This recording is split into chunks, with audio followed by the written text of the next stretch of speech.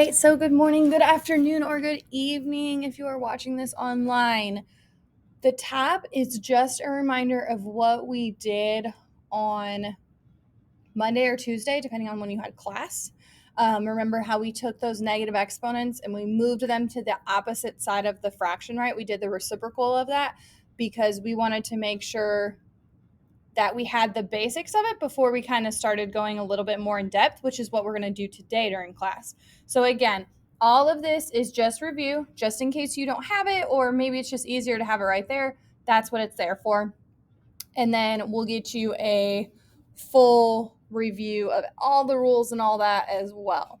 Okay? So with 1 and 2, you should be able to knock those two out. So knock those two out and come back.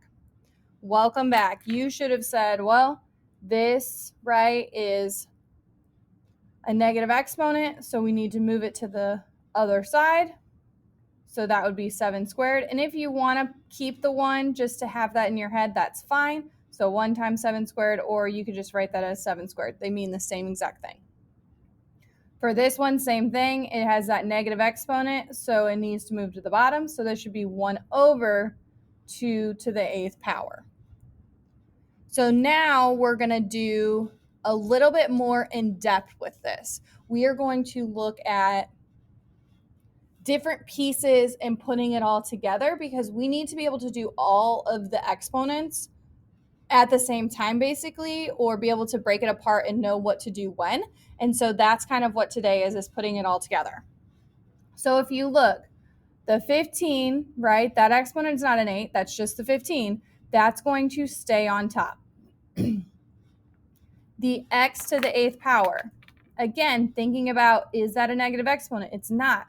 So that's going to stay on top. Then we have a 3 on the bottom. That is not with the negative exponent, so it is going to stay. The x to the negative 3rd. That's where your negative exponent comes into play. So that one needs to move to the top. So that's going to be x to the 3rd power. So again, the only thing in that entire, monomial, right, is literally the x to the negative 3rd. That's the only thing that needed to move. So now, like I said, we need to be able to put all these rules together. So thinking about what we've been working on, right? How many x's is this? 8. How many is this? 3. You can write 8 and then 3 more, or you could just say, I know that that is 11 x's. Then let's bring over our 15 over 3. Well, we know that 15 divided by 3 equals 5 over 1, or just 5. So our final answer is actually 5x to the 11th power. Our final answer is actually 5x to the 11th power. Okay?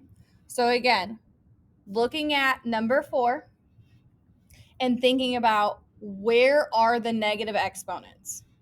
Okay? And if you're the person that just wants to look at it as a whole and be like, I'm just going to pick out the negative exponents, Ms. Sherman, and do that, that's fine. And then you can move stuff around. If you want to do like I did and go one by one, either way works. So if you're that first type of person, right, you would look at this and go, 4 is positive, 12x squared is positive. This is the one that needs to move, the x to the negative 1st power. So that needs to move to the bottom because it's in the top. Now it's x to the positive 1st power. Then we can look at it and go, okay, this would be 2 x's. This would be 1x. So that would be 3 x's. 12 is in the bottom and 4 is on top.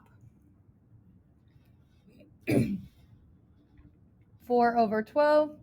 Divide both of those by 4, and that gets you 1/3. So a final answer for this one would be 1 over 3x to the 3rd. Great job.